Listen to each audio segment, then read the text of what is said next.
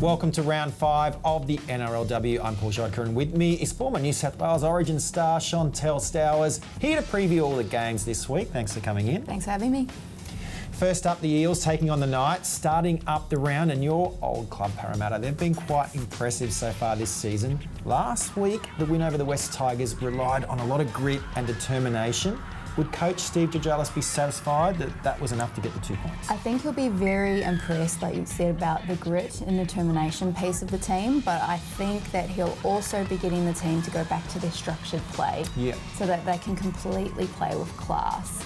Really strategically, because I think that he's a coach that likes that kind of and it's such a huge game. A huge game against Newcastle. And then we think about the young forward pack. Obviously, you know a lot of the girls there, and they just haven't taken a backward step all year.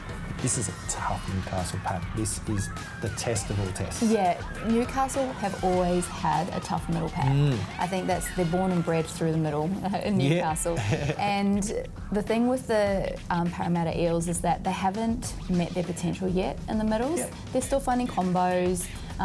They're still building up, and I think that people like Elsie Albert will have standout games against middles, such as the ones in the Knights. We'll be watching her with great interest. Let's turn to the Knights now. They've suffered some key injuries already this year, but now Jessie Southwell's out under the concussion protocols. Does this put more pressure on star fullback Tamika Upton to inject herself into the game? I think that Tamika is an all-class player. She doesn't really take pressure on like that. I think that she will actually take on the inclusion of the debutante, who is Evie Jones. I don't know too much about her, but I'm really excited to see how she slots in. They clearly have a lot of confidence in her to be putting her there, because they do have other options that they could use in the team. Well, I wanted to mention that. So Layshawn Albert-Jones, a lot of skill for a back row. She spent time in the halves. Could she play a bit of that ball-playing role and just take the pressure off the rookie? Yeah, I think that might be the strategic plan there. She can take the pressure off. Although she's really finding her way with her good direct ball running and lines. It's hard to tackle. Yeah, but there is nothing like having a second rower who can ball play.